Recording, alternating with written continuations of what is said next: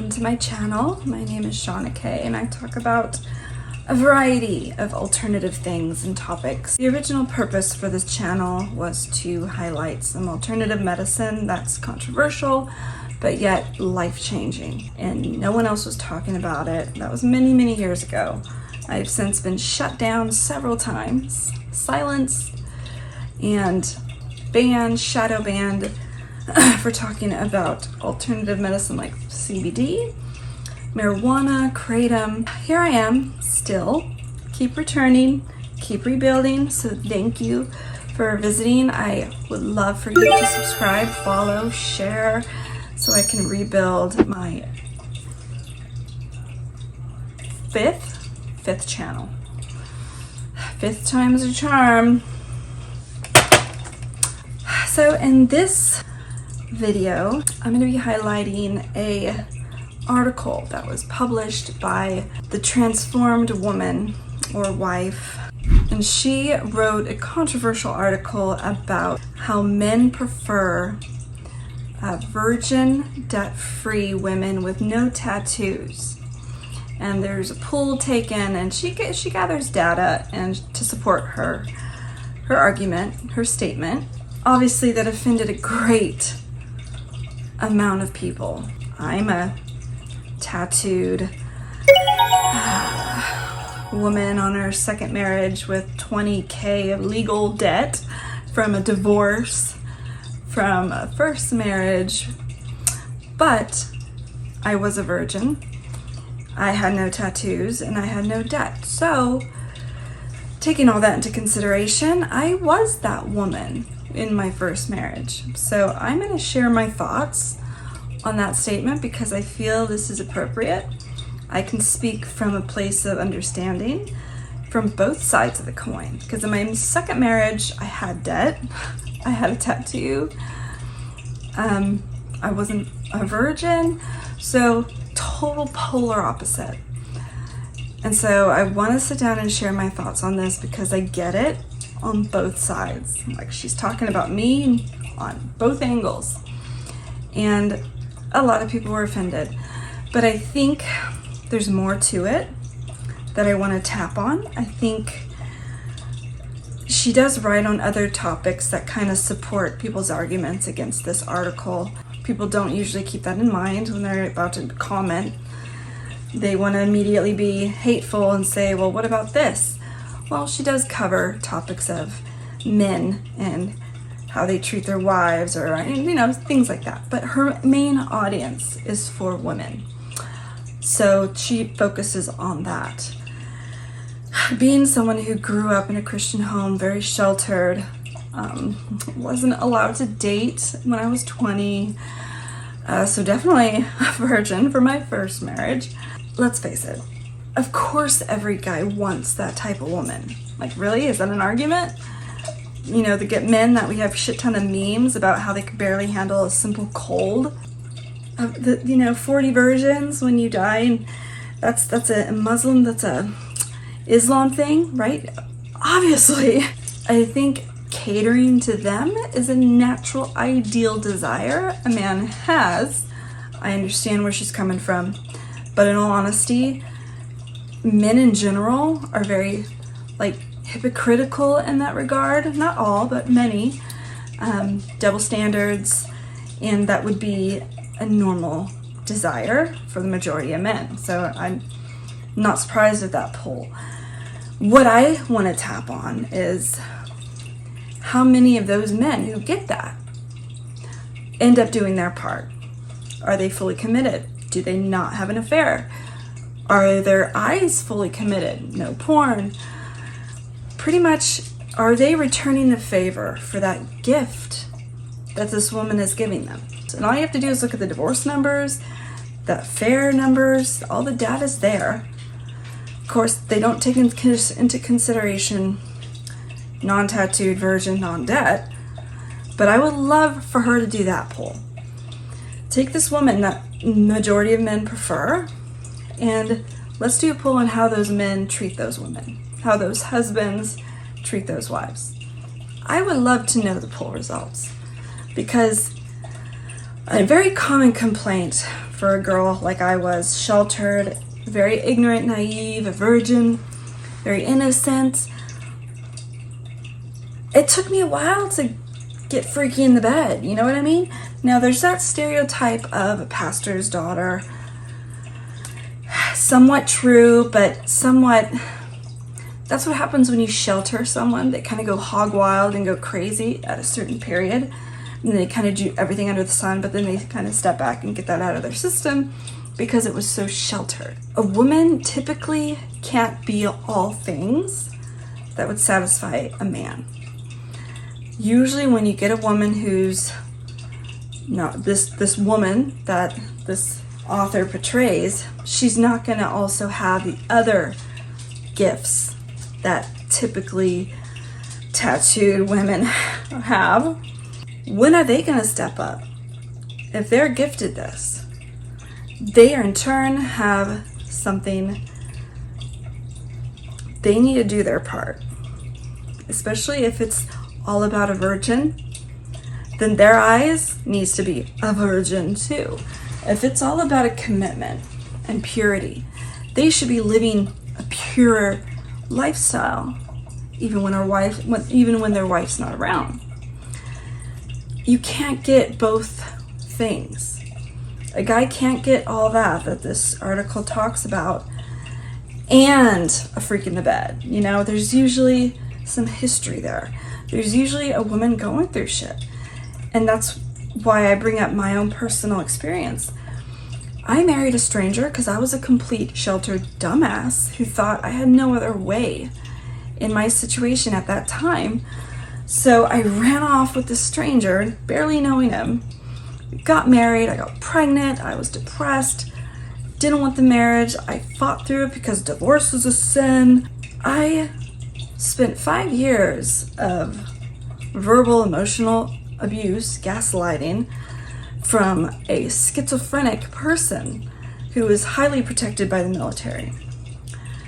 5 years of that, I was able to escape, regardless of not having a job, a full-time career, didn't finish college. I still packed up my daughter and my bags, and I went to Portland to get a brand new start in a career from nothing. So much happened after that, but right there, that's the beginning of pain. That's the beginning of growing up, which we need, right? So that good girl virgin, debt-free woman was now a $20K debt of the trial divorce shit. Got a tattoo in honor of my mother, who I never got to heal our relationship before she died because I divorced. I disappointed her, and my ex is a master mental manipulator, and she ended up believing a lot of what he was painting me as. We didn't live nearby. It was always military family, long distance with me seeing my mom. So it was very believable. Unfortunately, there was no loyalty to me. God eventually revealed the truth, but it was too late. She died of cancer before I could ever heal my relationship with her. And literally one of the last things she said on her deathbed was, "I lost my good little girl," because I became that used, tatted up, in debt woman. So if this hits home, it hits home to me more than anyone else, unless you can relate and be in my situation. Most girls have been there. They've been in both worlds. Some have horrible stories like mine. Some have worse. But it builds character. It builds our self-esteem. You can't just live a perfect, glorious, beautiful, holistic life and be a strong woman who knows what she wants, knows what she deserves, but loves God more than anything else. It kind of has to take those dark moments in order to create this woman. I know it did for me. I was a short-term missionary before I got married to my first. I was the epitome of a Christian woman deserving of wearing a white gown down the aisle, sticking through a marriage because God would bless me, because God hates divorce. Meanwhile, I went down that rabbit hole of just twisted scripture and didn't get out as soon as I should have, but I eventually did, despite having zero help and zero support from anyone except the one man I later ended up marrying, who was my friend the whole time. We fell in love, we got married, long story, but either or, I know what it's like to be shamed for being that good girl gone bad, being that pictured woman in this article to that tatted up, used woman. And honestly, the woman who is tatted up and abused and used and tired and exhausted is such a beautiful sight to be seen and to feel. And I have people now who know my journey, who come to me and tell me how in awe they are of me, that my stories help motivate them. They're just so in awe of what I've gone through and who I've came out to be on the other side. My current husband, we are going almost 10 years, and this man is still obsessed with me. I don't know what I did to deserve it. I'll just quote what he has said. It is a huge turn on to see a strong woman who knows what she wants and goes after it, who takes care and nurtures the relationships in her life as I do him. I put God, him, my children first, and yes, I make time for self-care. I know how to satisfy and cause my husband to be head over heels with me, because I value what I have and he values what he has. So we take care of each other.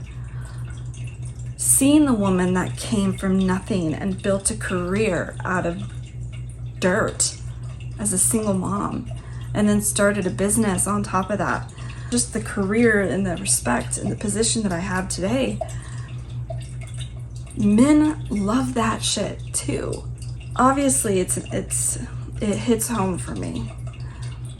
Obviously we want our daughters to be that girl too, but not to the extent where they forget about the realities of life. They forget about taking care of themselves as well. You can get caught up so much in trying to please God 24/7, trying to please your spouse, that you kind of lose yourself in the process, which is what happened to me in my first marriage. I was listening to all these voices that were Christian voices, but because they didn't know who I was married to, they weren't able to identify the unhealthy, toxic environment that I was in and try to rescue me. If they did, they would have not said all the stupid shit they did. But because we are not also looking for those signs too in our girlfriends' lives, we're not looking out for each other as women. We miss those things. We judge. When honestly, there's so many women that are verbally abused, that are gaslit, that live with narcissists, and that does bad mental damage. I've been on both sides of the coin here. I've been both kind of women. And I can tell you right now, I am still that virgin girl who married, who didn't sleep around, only had 2 men, that Proverbs 31 whatever wife, that she labors in the fields and her husband calls him blessed and she works hard, and I'm all that as well. But I have a tattoo because it's my mother's last dying words on my arm. Not the one that I hate you and you're like not my good daughter anymore. God no, I'm not that far gone. It was the loving phrase that we would always say to each other. She was so high on morphine That's what I have to tell myself. A lot of what she said, she was just not all there. But her last words to me was the exchange that now you hear so much, but I grew up with this. And then I saw it on a Disney movie and I'm like, oh, I thought we were the only ones who said this. I love you too, I love you more, I love you most. And then her last words were, I love you the mostest. So that's what I have tattooed on my arm. I'm not gonna get another tattoo. But for a girl who her whole life was how to stay and be that good girl that's godly and obedient and pleasing to God, I'm still that girl. And this is me on that journey, finding myself. It's not all about the men, it's not all about the husbands, and sometimes we can get so lost in scripture. It's not like I disagree with her. I understand. Of course, I think us women would love to be that woman as long as we can in life, but shit happens. And that is by no means a bad thing or a negative thing. It's a story that's needed in your life as you discover your purpose. I'll end with this. The majority of men, based on this poll, might want that. Virgin, debt-free, tattooed, pure woman. But every woman, we are that. At some period in our lives, we are that. And any change that happens, men play a big part in the change that we take as we discover ourselves and our purpose and try to find that special someone. We all play a big important role in life. And though polls are very important to really get a visual, I think the ancient, well-documented desire of a man will always be that. Like, it's not weighted. Though I respect it and agree, I think men play a part on how they live and treat women and how they are as men to finding a woman that is close to perfection, like that would be. But they need to be making the right choices too. It takes both. And if I've learned anything in my second marriage where it is beyond a healthy communication is not lacking. In fact, we probably tell each other too much. I value that so much. It is even more important that we learn to take care of each other. And he is fully satisfied, finds himself spoiled, and constantly affectionate and clinging and everything a woman typically wants from her spouse.